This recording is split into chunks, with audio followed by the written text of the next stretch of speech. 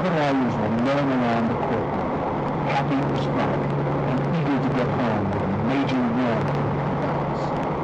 Jake spoke briefly to Judge Atwood and said it was urgent the lawyers meet at his office down the hall, where there was a television of the proceeding. When they were assembled around the table, and when His Honor had filled and lit his pipe, Jake explained what he was doing.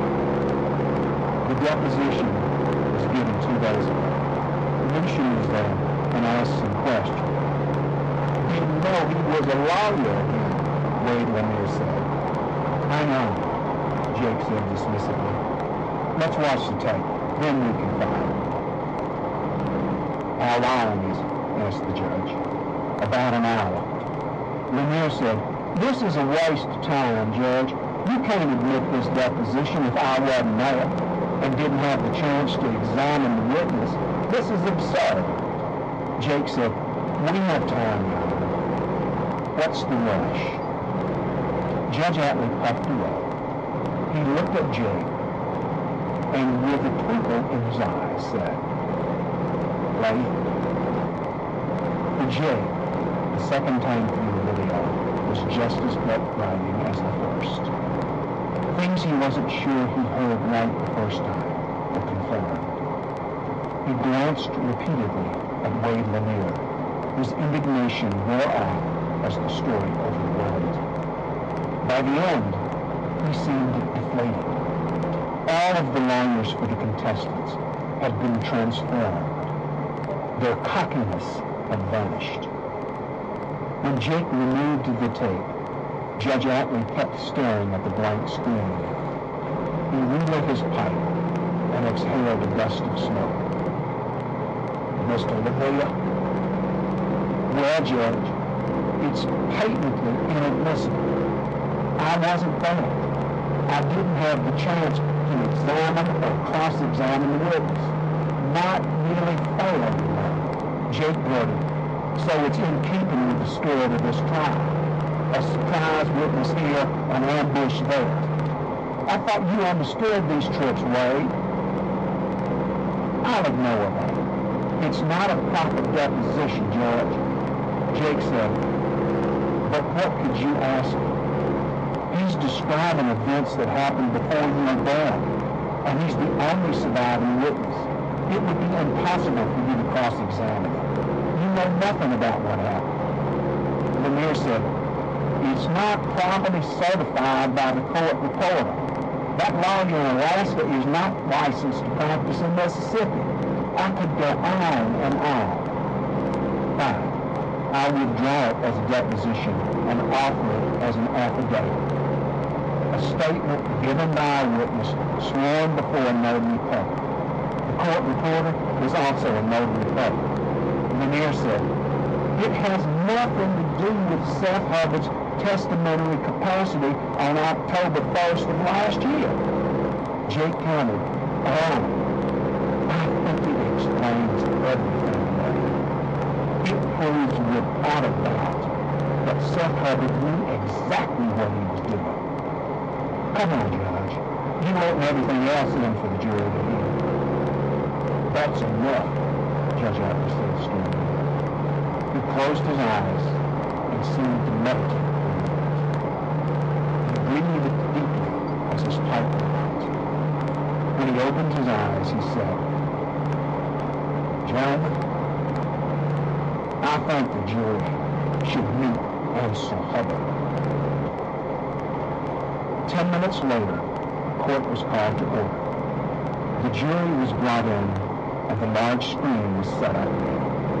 Judge Atwood apologized to the jurors for the delay, then explained what was happening. He looked at the contestants' table and said, "Mr. Lanier, do you have any more witnesses?" Lanier rose as if crippled by arthritis and said, "No, we rest." Mr. Brigant, Your Honor, I would like to recall Ms. Letty Lang for limited purposes. It will just take a moment. Very well. Ms. Lang, please remember that you have already been sworn and are still under oath. Portia leaned forward and whispered, "Jake, what did you do?" "Not now," he whispered. "You'll see."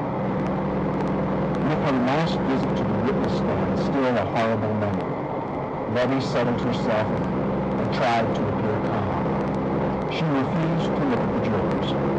There had been no time to prepare her. She had no idea what was coming. Jake began. "Letty, who is your mother? Your biological mother?"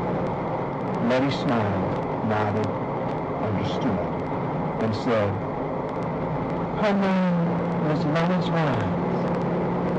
"And who were her parents?" "Sylvester and Esther Rhines." "What do you know about Sylvester Rhines?" "He died in 1930, so I never met him. He lived on some land that the Hubbards now own. After he died, Esther signed the land over to Seth Hubbard's father. Sylvester's father was a man named Solomon Rhines, who also owned the land before him." No further questions. Mr. Lanier. Wade walked to the podium without notes. "Ms. Rhines, have you ever had a birth certificate?" "No, sir." "And your mother died when you were 3 years old, correct?" "Correct." "When we took your deposition in December, the week before Christmas, you were not so sure about your ancestry. What makes you so sure now?" "I've met some of my kinfolk. A lot of questions have been asked." "And you're certain now?" "I know who I am, Mr. O'Neill. I'm certain of that." He sat down, and Judge Atley addressed the courtroom. "At this time, we will watch the videotape deposition of Ansel Hubbard. Let's dim the lights. I want the doors locked and no traffic.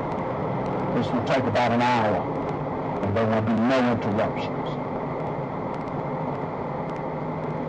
The jurors, who had been so relentlessly bored the entire day before, were wide awake and eager to witness this unexpected twist in the case. Many of the spectators shifted to the far right side of the courtroom for a better look at the screen. The lights went low. The movement stopped. Everyone seemed to take a deep breath, and then the tape began to roll. After Jared Wolkowitz and Lucian gave their introductions, Ansel appeared. He said, "This is my story, but I really don't know where to start. I'm living here in Juneau, but it's not really my home. I have no home. The world is my home, and I've seen most of it.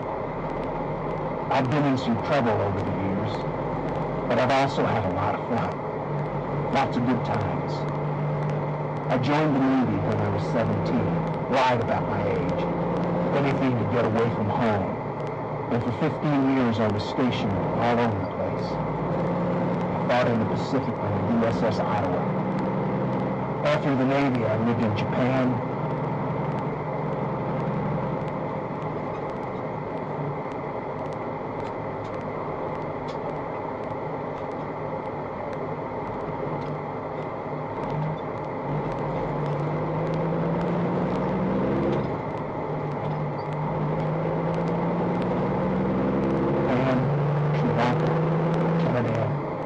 so many places I can't recall them all.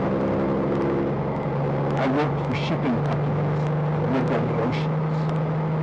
When I wanted a break, I'd settle down somewhere, always in a different place. Off camera, Lucian said, "Tell us about Seth." Seth was 5 years older, and it was just the two of us. He was my big brother, and he always took care of me as best he could. We had a tough life because of our father, Cleon Hubbard, a man we hated from the day we were born. He beat us, beat our mother. It seemed like he was always fighting us someone. We lived way out in the country, near Palmyra, on the old family farm. In an old